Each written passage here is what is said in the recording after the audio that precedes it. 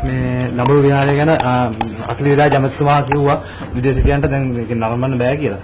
විහාරාධිපති කියනවා පරස් වෙනවා. නමුත් දැන් හාමුදුරුවෝ ඒක වහන්න ඉඩ දෙන්නේ නැහැ. නැහැ කියලා දැන් අභියක් තියෙන මොකද මේ කියන්නේ. ඔය අමතක. නෑ මං හිතන්නේ දඹුලු රාජමහා විහාරය ඒක අස්කිරි මහානායක හිමියන් යටතේ තියෙන රාජමහා විහාරය. ඒ නිසා ඒකට මේ අපේ ආණ්ඩුව හැටියට අපි කවුරුවත් ඒකට බැදිහත් වෙන එක යුක්තිගතක හා සාධාරණ එකක් නෙවෙයි. ඒ නිසා ඒක අස්කිරි මහානායක හිමියන්ගේ උපදේශ පරිදි අස්කිරි මහානායක හිමියෝ පත් කරපු විහාරාධිපති ස්වාමීන් වහන්සේට ඕන විදිහට කරගෙන යන්න ඉඩ දෙන්න ඕනේ. ඒකේ පෞරාණික වස්තුන් තියෙනවා. ඒක සංස්කෘතික අරමුදල ඒ වගේම පුරාවිද්‍යා දෙපාර්තමේන්තුවෙන් ආරක්ෂා කරතේ ඒ කටයුතු කරන්න ඕනේ සියල්ලෙදීම අස්කිරි මහානායක හාමුදුරුවෝ හා අස්කිරි මහානායක ස්වාමීන් වහන්සේ පත් කරපු විහාරාධිපති ස්වාමීන් වහන්සේගේ උපදේශ පරිදි ඊයට අවශ්‍ය විදිහට ඒ කටයුතු කරන ඇරෙන්න විහාරාධිපති ස්වාමීන් වහන්සේට හා අස්කිරි මහා විහාරයට තරජනයක් වෙන විදිහට වැඩ කිරීම ගැන සම්පූර්ණයෙන්ම අපි එකඟ නැහැ. එතුමා මේ ඊයේ ගොඩාක් රාජපක්ෂ මහත්තයා බීම බණ සමශාලාවේ ජනාධිපති කොමිසම සභාවේ ආවදාවේ දැන් සිංහනාදයක් කරනවා රාජපක්ෂවරු කරු කිව්වා මෙතන කාලේ දැන් අපිට නීති ක්‍රියාත්මක කරන අපි කිසිම සහායයක් කරන්න අවශ්‍යයි කියලා මේ ප්‍රකාශය සම්බන්ධයෙන් මේ ප්‍රකාශය එතුමා කරපු එක ගැන මම සතුටු වෙනවා ඇත්තටම. හැබැයි එතුමාට බැසිල් රාජපක්ෂ මහත්මයාට ඒ පවුලේ හුඟක් අයට බරපතල චෝදනා තියෙනවා. ඇත්තටම ඒවා හරියට විභාග කරලා නීති ඉදිරියට ගේනවා නම් ඔවුන් ඔය කියන ඔය ඔය පුරසාරම් ඇත්ත නෙවෙයි කියන එක ඔප්පුයි. එහෙම තමයි මම නීති ක්‍රියාත්මක වෙන්නේ නැත්තේ ඒක විභාග වෙන්නේ නැත්තේ. යම් බලපෑම් නිසා මේ ප්‍රශ්නේ මතුවලා තියෙනවා කියලා පහුගිය දවස්වල ජනාධිපතිතුමා කිව්වා. ඒ ප්‍රශ්න බේරගයි. ඇමතුමා දැන් භික්ෂුන් වහන්සේලා අතරයි ඇමතුවරු අතරයි දිගින් දිගටම ගැටලු ඇති වෙනවා. මේකෙන් රජයට මොනවාරි බලපෑමක් වේද? නෑ. භික්ෂුන් වහන්සේලා අතර හා රජය අතර කිසිම ගැටලුවක් ඇති වෙන්නේ නෑ. යම් කෙනෙක් දෙන්නෙක් යම් මතවාද ප්‍රකාශ කරයි කියලා එහෙම භික්ෂුන් වහන්සේලා හා රජය අතර කිසිම ගැටලුවක් නැහැ. භික්ෂුන් වහන්සේලා මේ ජනාධිපතිතුමා පිළිබඳව ඉතාම දැඩි විශ්වාසයකින් ඉන්නවා. ඒ වගේම බුද්ධ ශාසන ඇමතුමා පිළිබඳව දැඩි විශ්වාසයකින් ඉන්නවා. අගමැතිතුමා ගැනත් විශ්වාසයකින් ඉන්නවා. හින්දා එහෙම ගැටලුවක් නැහැ. නමුත් ඒකේන පරස්පර විරෝධී මත කියනවා. ඉතින් ඒක සාමාන්‍ය එකක්. ඒ වුණාට UMP එකේ ඇමතිවරු නම් කියන්නේ ඔය අදිප්පි පෙරේරා ඇමතුමා කිව්වා දෙකුවෙත් අපි මේ කියන්නේ ව්‍යවස්ථාව මේ ගේනවා කියලා. ඒ ගැන ව්‍යවස්ථාවක් පිළිබඳව සාකච්ඡාවක් යාම පිළිබඳව අපේ කිසි විරෝධයක් නැහැ. අපේ පක්ෂයයි තාම මේ ක්‍රියාත්මක ලෙස මෙම ව්‍යවස්ථාව පිළිබඳ සාකච්ඡාවේ ඉන්නවා.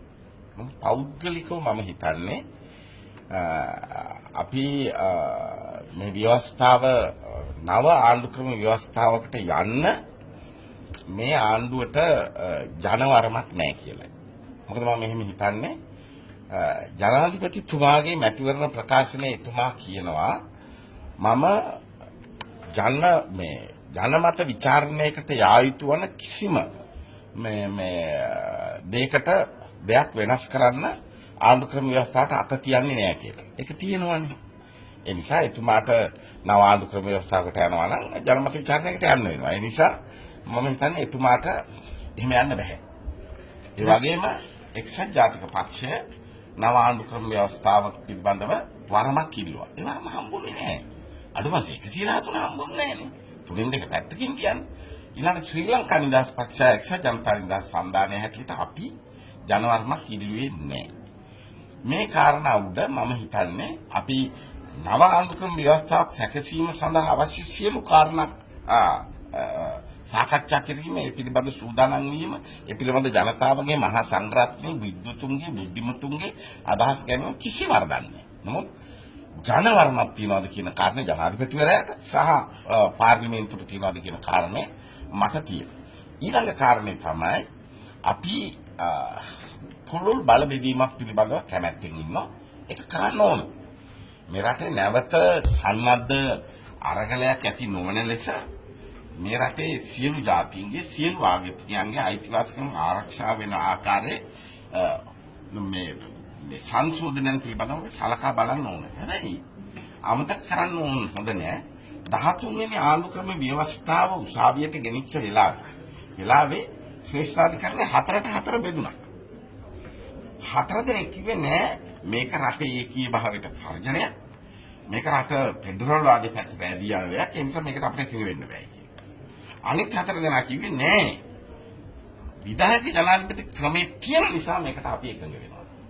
ඊට පස්සේ ශ්‍රේෂ්ඨාධිකරණයට තව තිබ්බ පුරපාඩුවට විනිශ්චයකාරවරයෙක් පත් කරා. ඉතින් ඒ වෙලාවේදී ආරජාවර්තන මැතිතුමා 5යි 4ට තමයි 13 වෙනි ආණ්ඩු ක්‍රම ව්‍යවස්ථාව සම්මත කරේ.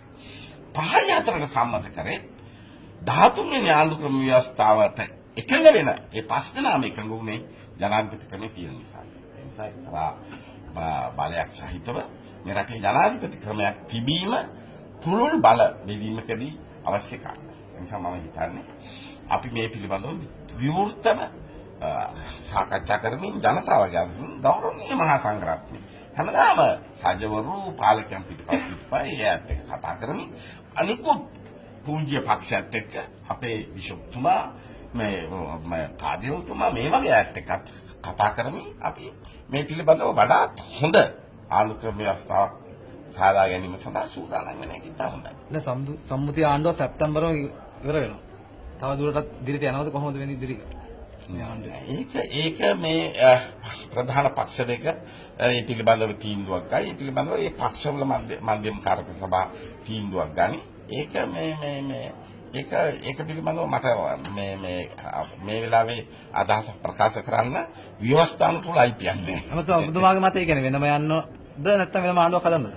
නෑ මම මතය කියන්න උනත් මට එහෙම අයිතියක් නෑ. මොකද හැබැයි මේ ආණ්ඩු අතිගරු ජනාධිපති මෛත්‍රීපාල සිරිසේන මැතිතුමා අගමැති රනිල් වික්‍රමසිංහ මැතිතුමා එක්ක මේ ආණ්ඩුව හදපු නිසා අපි මහ විශාල ජාත්‍යන්තර උගුලකින් ගැලවුණා කියන කාරණේ අපි ජයග්‍රහණ ගොඩාක් ලැබුවයි කියන කාරණේ මම පැහැදිලිව ප්‍රකාශ කරන්න ඕන.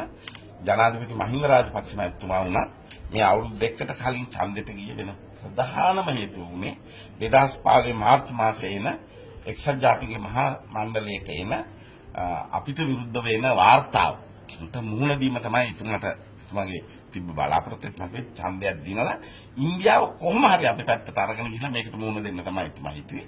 ඉතින් ඉන්දියාව අමනාප කරගෙන තිබ්බ විදිහට මේ කාරණේ ඉච්චර ලෙහෙසි වෙන්නේ නැහැ. නමුත් ජනාධිපති මෛත්‍රීපාල සිරිසේන මැතිතුමා මේ පක්ෂ දෙක අත් දෙකට අරගෙන එක්සත් ජාතීන්ගේ සංවිධානයට හා යුරෝපයට ගිහිල්ලා කිව්වම මේක අයින් කරගන්න මට මේ ප්‍රශ්න විසඳ ගන්න ඉඩ දෙන්න කියලා එයා කැමති වුණා. ඒ නිසා මුළු ලෝකේ එකතු වෙලා අපට ගහන්න සූදානම් වෙච්ච එකෙන් අපි මිදුණා. ඒ යෝජනාව සම්මත වුණා නම් අපිට එකපාරටම අපේ අයව ගිහිල්ලා විදුලි කුටියේ ඉඳන්න බෑ. ජාත්‍යන්තර අධිකරණ වලට ගෙනියන්න බෑ. මොකද ශනිකව වෙන එක තමයි යුරෝපියානු ආර්ථික තහනමකට අපි ලක් වෙනවා. එහෙනම් අපේ අංගලු විකුණ ගන්න තැනක් නැති වෙනවා. තේවලින් 4-3ක් විකුණ ගන්න තැනක් නැති වෙනවා. කුරුළු විකුණ ගන්න තැනක් නැති වෙනවා. ගම්මුදිස් විකුණ ගන්න තැනක් නැති වෙනවා. අපි ආර්ථික වශයෙන් විශාල අරුබුදයකට යනවා. අපට අවශ්‍ය මූලික දේවල් තෙල් ටික පිටරටින් ගෙන්න ගන්න බැරි වෙන තත්ත්වයක් එනවා. ඒකෙන් අපි බේරුණා. 19 වෙනි ආණ්ඩු ක්‍රම ව්‍යවස්ථාව හරහා අපි විශාල ජයග්‍රහණයක් ලැබුවා මේ රටේ ප්‍රජාතන්ත්‍රවාදී පැත්තේ. ඒ නිසා ඒ ආණ්ඩුව පිළිබඳව මේ පක්ෂ දෙක මධ්‍යම කාර්ක සභාවේ හා පක්ෂ නායක එකතුලා තීන්දුවක් ගයි. විශාල වැඩ කොටසක් නවතර මිරජි. දැන් මේ රජේ පොරු එල්ලී අපි නවතලා තිනවා. ඒ කියන්නේ මේ දූෂණ විරෝධී කමිටුව වසා දැම්ම HCID වසා දැම්ම මේ හරහා කියන්නේ පොරු එල්ලී නැත්තුව කියන එකද? නෑ ඒ කටයුතු එහෙමම කෙරීගෙන යනවා. හැබැයි මේ හුඟා පරීක්ෂණ ඉවර කරලා අධිකරණයට ඉදිරිපත් කරන්න පුළුවන්කම තියෙද්දි ඒවා ඉදිරිපත් නොවන ගතියක් තියෙනවා. ඒ පිළිබඳව අවධානය යොමු වෙලා තියෙනවා. රාජ්‍යයේ විශේෂයෙන් ජනාධිපතිතුමාගේ ඒ ප්‍රශ්න බේරගයි. ආරක්ෂිතපු දෙකක් තමයි ආරක්ෂක ගෝඨාභය රාජපක්ෂ මහත්තයා අත්අඩංගුවට ගන්නවා කියලා මේ කියලා දුන්නා මේ ඒක අත්අඩංගුවට ගන්න කාටවත් එහෙම බෑ. ජනාධිපතිතුමාටවත් අගමැතිතුමාටවත් ඇමතිවරුන්ටවත් කාටවත් එහෙම අත්අඩංගුවට ගන්න බෑ. ඒක අත්අඩංගුවට ගන්න ඕන නම් එතුමාව ඒක අධිකරණයේ ක්‍රියාමාර්ගයක් වෙන්න ඕනේ. ඒක ඉතින් අධිකරණයේ කාර්යයක්. ඒක අපේ කාර්යයක් නෙවෙයි.